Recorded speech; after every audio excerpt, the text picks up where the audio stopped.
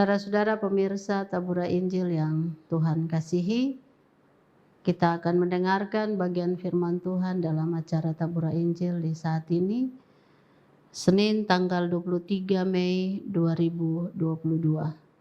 Sebelum kita mendengarkan firman Tuhan, saya mengajak kita berdoa mohon pertolongan kuasa Roh Kudus. Mari kita berdoa.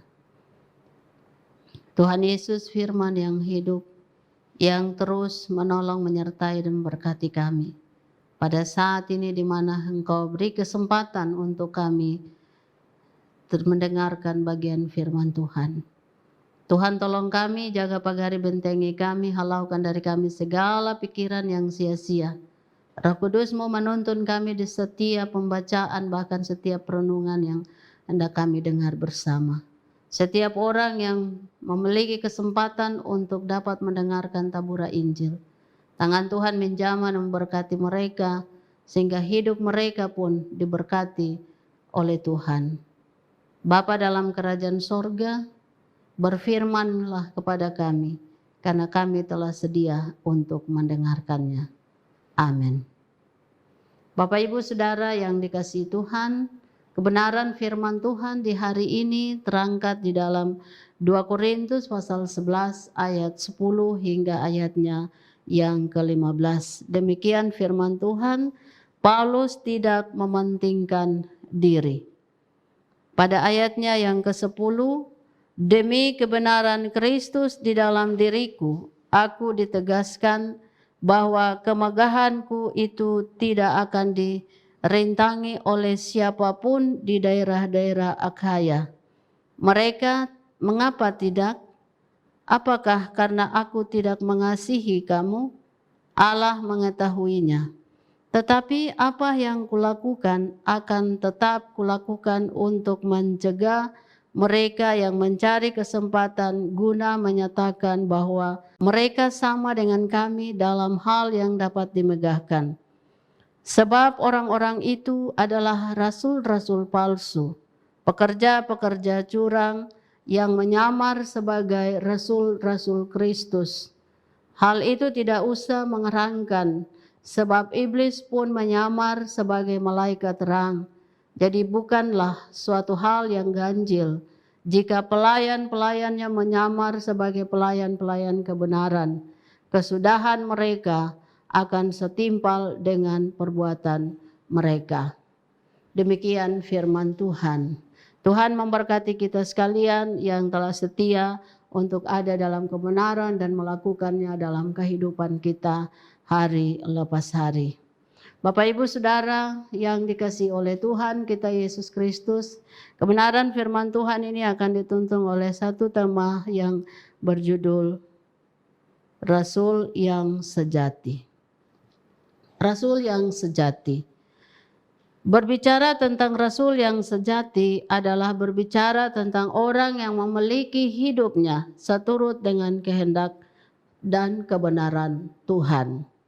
Artinya bahwa dalam hidupnya ia tidak mementingkan diri sendiri, melainkan ia melakukan tindakan yang benar untuk orang lain ataupun sesama.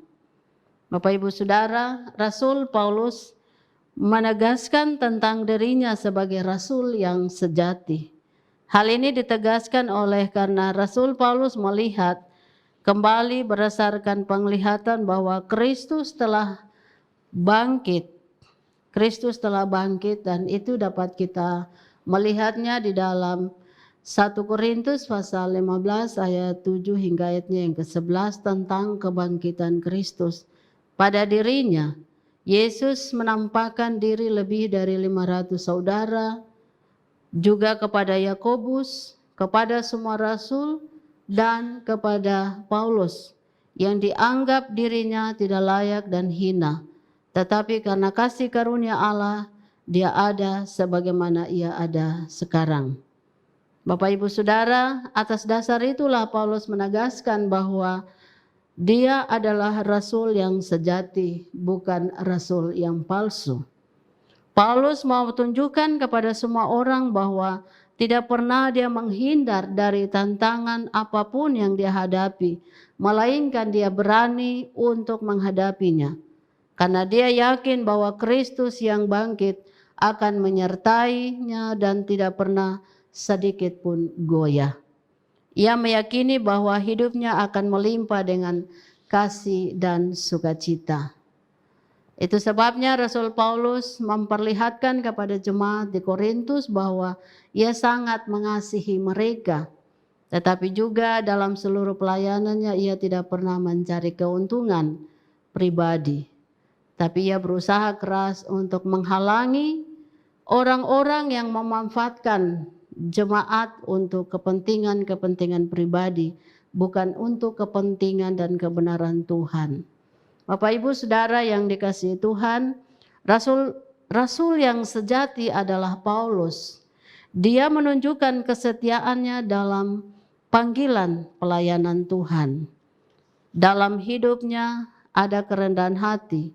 Paulus juga membuktikan kualitas imannya sebagai rasul yang sejati. Dia yakin bahwa Kristus telah bangkit dari antara orang mati, bukanlah yang palsu, melainkan kematian dan kebangkitan Kristus itu sempurna, tetap kuat dan beralas, memiliki kuasa yang kuat dan besar untuk selama-lamanya.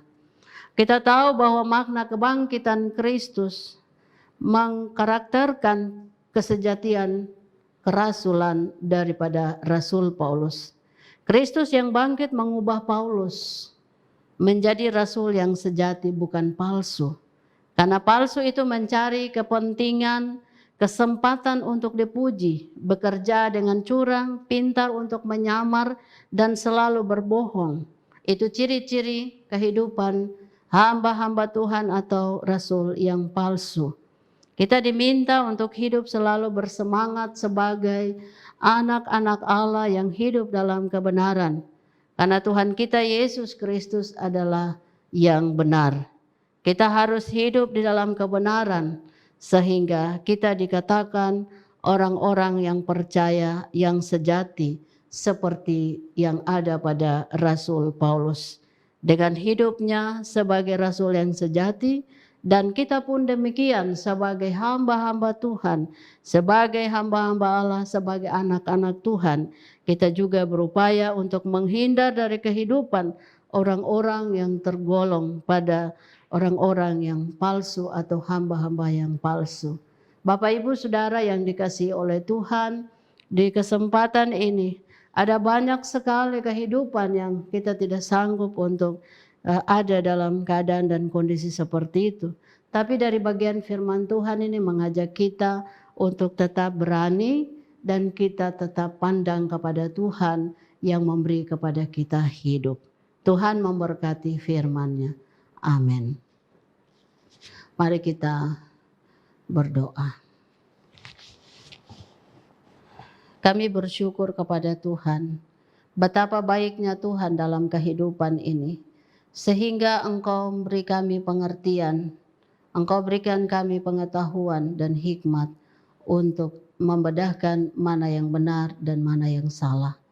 Bapa di sorga, setiap perbuatan kami akan mempertanggungjawabkan di hadapan Tuhan. Itu sebabnya, di mana Tuhan beri kesempatan kami hidup, berilah kepada kami kuasa Roh Kudus. Setiap firman-Mu yang kami dengar, Engkau meteraikan itu di dalam hati kami, sehingga kami tidak lupa, tetapi itu menjadi tanda bahwa kelak ketika Engkau datang kembali, kami dapat mempertanggungjawabkan semua perbuatan yang kami lakukan di tengah-tengah dunia ini. Bapa di sorga, berkatilah kami semua sebagai orang-orang percaya yang Engkau beri kepada kami tugas dan tanggung jawab yang besar dalam setiap jabatan-jabatan kami yang Tuhan berikan. Biarlah kami bekerja dengan bertanggung jawab, agar supaya berkat-berkat yang Tuhan anugerahkan itu benar-benar menjadi bagian berkat dalam kehidupan kami. Terima kasih Bapa di sorga, kami berdoa, kami menyerahkan pemerintah daerah ke dalam tangan Tuhan, tetapi juga gereja-Mu yang Engkau utus ada di tengah-tengah dunia ini. Kami berdoa dan kami menyerahkan semua program kerja gereja GKI di Tanah Papua dalam pelaksanaan sinode, sidang sinode ke-18 di Waropen. Kami serahkan sepenuhnya semua yang dikerjakan dalam semua persiapan-persiapan. Tuhan memberkati. Tetapi juga setiap pribadi yang Tuhan panggil untuk melaksanakan pekerjaan ini. Kuatkan iman percaya kami semua. Sehingga kami diperhadapkan dengan tantangan, kami tetap berani menunjukkan dan menetapkan apa yang benar di hadapan Tuhan. Terima kasih Bapa di sorga, kami berdoa untuk Klasis GKIPN Selatan. Tuhan memberkati bahkan seluruh pekerja-pekerja yang ada di kantor Klasis. Hamba serahkan sepenuhnya, buka tingkap langit, curahkanlah berkat-Mu mengalir dalam setiap pribadi yang boleh dengan ikhlas mereka mau bekerja dalam pemberitaan firman Tuhan. Terima kasih Bapa di sorga, ini doa kami, ampuni segala dosa kami. Di dalam nama Yesus Kristus kami telah berdoa. Amin. Tuhan memberkati kita dalam semua pemberitaan firman yang telah kita dengar bersama. Shalom.